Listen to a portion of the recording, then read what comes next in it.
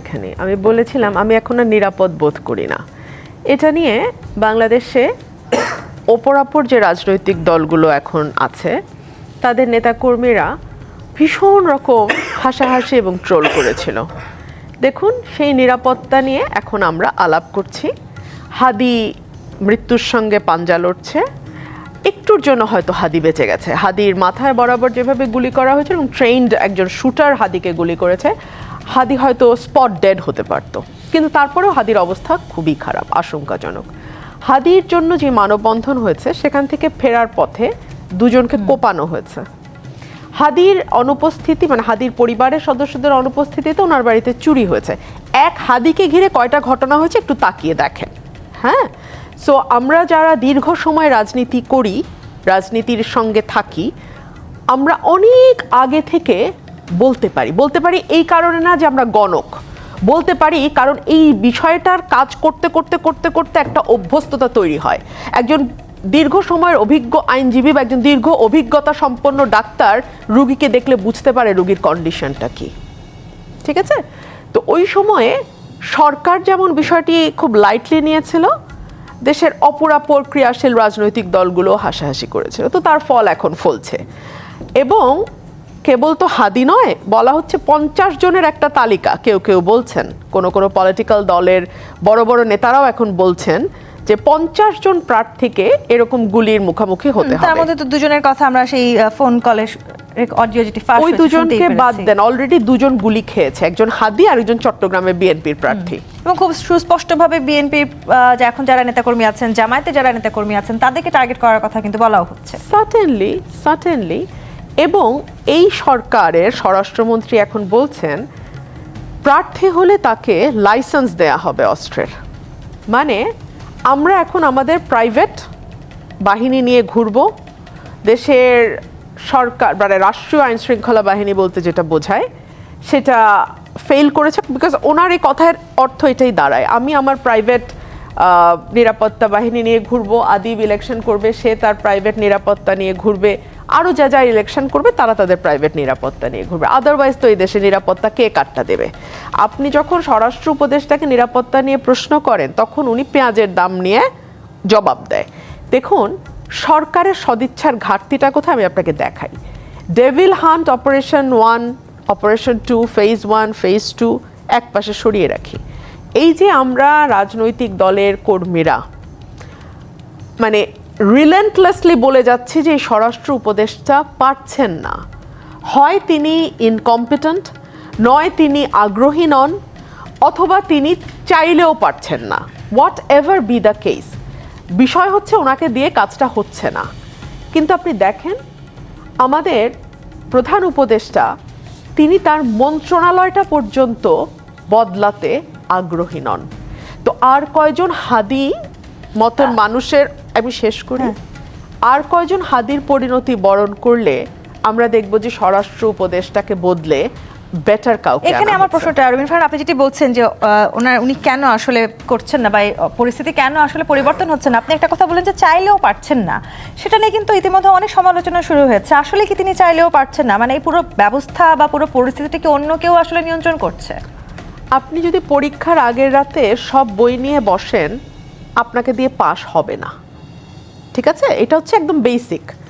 গত 15 মাস ধরে যখন একটার পর একটা ললেসনেসের ঘটনা ঘটেছে, মব হয়েছে, ভাঙচুর হয়েছে, মানুষের বাড়িতে ঢুকে চাঁদা দাবি করা হয়েছে, মুক্তিযুদ্ধের ভাস্কর্য ভাঙা হয়েছে, বিভিন্ন বাড়িতে মব ঢুকে আক্রমণ করেছে, পথে ঘাটে মানুষের উপর আক্রমণ হয়েছে, তখন সরকার এটাকে প্রেশার গ্রুপ বলেছে, সরকার এটাকে লাইটলি নিয়েছে, সরকারের এক ধরনের ট্যাসিট অনুমোদন ছিল। এবং মাঠে যারা আইন শৃঙ্খলা রক্ষার দায়িত্বে আছেন তারাও মনে করেছেন সরকার তো এগুলো নিয়ে খুব একটা বদার্ড না, সরকার তো এগুলো নিয়ে খুব একটা চিন্তিত না, সো আমি কেন আমার জীবন ঝুঁকি রেখে এই বেতনের চাকরি বজায় রাখার জন্যে আমি কেন হাঙ্গামার মধ্যে ঢুকবো? সে কারণে আপনি অনেক সময় দেখবেন পুলিশ হয়তো আশেপাশেই আছে কিন্তু তারা ঘটনাস্থলে পড়ে যাচ্ছে, কিংবা আপনি লক্ষ্য করবেন যে পুলিশ ঘটনাস্থলে যাচ্ছেই না। এই যে ধরুন অবৈধ অস্ত্রের কথা, থানা লুট হয়েছে 5ই আগস্টের ওই সময়টাতে, এখনো পর্যন্ত সেই অস্ত্র সেই জায়গাগুলো নিয়ে তো আসলে উদ্ধার হয় নানাভাবে নাই। প্রশ্ন উঠছে। তাইনি, সরকার বিষয়টিকে গুরুত্ব দেয়নি শুরু থেকে। 2 হচ্ছে সরকারের সেই সক্ষমতা নাই। একটা সরকার যখন চলে তখন তো একক হাতে সেটা সম্ভব না, অনেকগুলো হ্যান্ডস মিলে একটা সরকার তৈরি হয়। পুলিশ আছে, প্রশাসন আছে। এই সরকারটির আন্ডারে যে পুলিশ প্রশাসন কাজ করছে তারা কাজ করছে না, এবং তারা যাতে কাজ করে সেই কাজ করতে বাধ্য করবার জন্য যে কম্পিটেন্স দরকার সেইটা এই সরকারের মধ্যে নাই। 3 হচ্ছে, আমি জানি না, এটা ষড়যন্ত্র তত্ত্বের মতো মনে হতে পারে, সরকার কি আদৌ চাইছে বাংলাদেশে একটি সুষ্ঠু ভালো নির্বাচন আগামী ফেব্রুয়ারিতে হোক?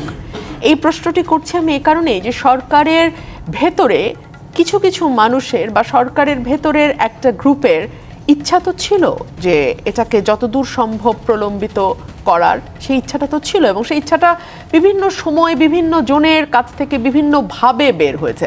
সকলে যে একই ভাষায় একই কথা বলেছেন নট নেসেসারিলি, এক একজন এক একভাবে বলেছেন, কিন্তু তার জিস্ট যদি আপনি নেন, মূল সারাংশে যদি আপনি যান, আপনি দেখবেন মোটা দাগে একই ধরনের কথা বলা হয়েছে।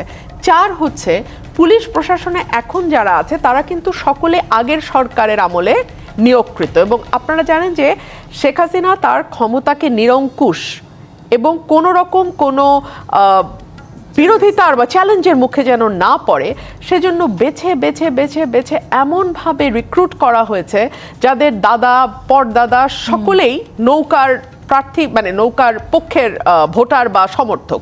সো তারা এই সময়ে গা ছেড়ে দিয়ে কাজ করবেন বা তারা এই সময় খুব একটা মানে চেষ্টা করবেন না পরিস্থিতির উন্নয়নের, সেটা তো বোঝাই যায়। আবার শেখ হাসিনাকে থামানোর কথা যখন আসে তখন পররাষ্ট্র উপদেষ্টা বলেন ভারত যদি শেখ হাসিনাকে থামাতে না চায় আমরা পারবো না। শোনেন, আপনার ঘরের নাই কোনো ঠিক, বাইরে কে আপনাকে গালাগালি করলো সেটা নিয়ে আপনি এত ব্যস্ত হচ্ছেন কেন? আপনার তো ঘরেরই ঠিক নাই, বাইরে দিয়ে কে কি বলছে সেদিকে আপনার এত মনোযোগ কেন? আপনাকে ঘর ঠিক করেন। শোনেন, এই যে শেখ হাসিনার বক্তব্য বা ভারতকে নিয়ে যে আলোচনা, হ্যাঁ, সেটাতে যাওয়ার আগে আমি এই সরকারের যে কতগুলো কারণ আমি বলছিলাম, আপনি মাঝখানে থামিয়ে দিলেন আমাকে। 5 নম্বর কারণ হচ্ছে সরকার অনেক পলিসি ডিসিশনের মধ্যে নিজেকে জড়ায় ফেলতেছে। বন্দর পরিচালনার দায়িত্বে কে যাবে, সেন্ট মার্টিনে কি হবে, আপনার আরো কতগুলো ডিসিশন নিয়েছে যেগুলো আসলে একটা অন্তর্বর্তীকালীন সরকারের নেবার কথা না। ঘরের পাশে নেপালে কিন্তু এই ধরনের একটা অভ্যুত্থান হয়েছে, এবং সুশীলা কার্কি দায়িত্ব নেওয়ার পরের দিন প্রথম কথা যেটা তিনি বলেছেন সেটা হচ্ছে তিনি একটা নির্বাচন ঘোষণা করেছেন। যখন সংস্কারের কথা তাকে বলা হয়েছে তিনি বলেছেন সংস্কার করবার ম্যান্ডেটও আমার নাই, সংস্কার করবার মানে দায়িত্ব আমার না, আমার দায়িত্ব একটি নির্বাচিত সরকারের কাছে ক্ষমতা হস্তান্তর করা, আমি নির্বাচিত সরকারের হাতে ক্ষমতা হস্তান্তর করবো। আর আমাদের সরকারের কাছ থেকে নির্বাচন বিষয়ে কথা বলাতে আমাদের 15 ন্যূনতম প্রচেষ্টা নাই। নির্বাচন আর 1.5 মাস পরে স্বরাষ্ট্র উপদেষ্টাকে হাদির ঘটনার পরে যখন প্রশ্ন করা, উনি যখন পেঁয়াজের দাম জবাবটা দেয়, আপনি বোঝেন না প্রচেষ্টা? যখন ডেভিল হান্ট ফেজ 2 শুরু হলো, প্রথম গ্রেফতার হলো আনিস আলমগীর। আপনি আমার একটু বলেন না, আমি তো বুঝি না আসলে এই সরকারকে, আমি বুঝি না। আপনারা যদি বুঝেন তাহলে আমাকে একটু বুঝায় বলেন, আমি বুঝি না। তো আপনি আসলে কি বার্তা দিচ্ছেন? আপনি আপনার প্রশাসনকে কি বার্তা দিচ্ছেন? আপনি আপনার পুলিশকে কি বার্তা দিচ্ছেন? আপনি মানুষকে কি বার্তা দিচ্ছেন? আপনি পলিটিক্যাল পার্টিগুলোকে কি বার্তা দিচ্ছেন? এবং আপনি আওয়ামী লীগ যার পরিকল্পনার কথা আপনি বলছিলেন তাদেরকে আপনি কি বার্তা দিচ্ছেন? আপনি সকলের সামনে একটা অথর্ব অযোগ্য সরকার হিসেবে নিজেকে পোর্ট্রে করছেন, এবং আমার এখন মনে হয় আপনি উইলফুলি এই পোর্ট্রেটা করছেন। আমি জানি না what you are trying to achieve by doing so, but you are doing that. এবং এই যে আপনি নিজেকে অথর্ব অযোগ্য বলে প্রমাণ করছেন, এটা কিন্তু অটোমেটিক্যালি যারা আপনার বিরুদ্ধে পরিকল্পনা করছে, ষড়যন্ত্র করছে, যেটাই আপনি বলেন না কেন, সেটা তাদেরকে আরো অনেক বেশি শক্তিশালী করবে। এবং আপনি বরং আমাকে এই প্রশ্ন করেন যে এতে ডুববে কে? এতে ডুববে বাংলাদেশ, বাংলাদেশের মানুষ, পলিটিক্যাল পার্টিগুলো, এবং বিশেষ করে যারা এই নির্বাচনে ক্যান্ডিডেট হতে যাচ্ছে তারা। আপনি অলরেডি দেখেছেন নারায়ণগঞ্জ থেকে একজন ক্যান্ডিডেট কিন্তু তার মনোনয়ন প্রত্যাহার করেছে। তিনি বলেছেন আমি ইলেকশন করবো না। কেন করবো না? তিনি বলতে চান নাই, তারপরেও প্রেসারে যেটা বলছেন ফ্যামিলি থেকে তার উপর চাপ আছে নিরাপত্তা জনিত কারণে। সো আপনি কি পরিস্থিতি তৈরি করেছেন যে 17 বছর পরে বাংলাদেশে একটা নির্বাচন হবে, সেই নির্বাচনে একজন প্রার্থী যিনি ধানের শীষের মনোনয়ন পেয়েছেন তিনি তার মনোনয়ন পত্র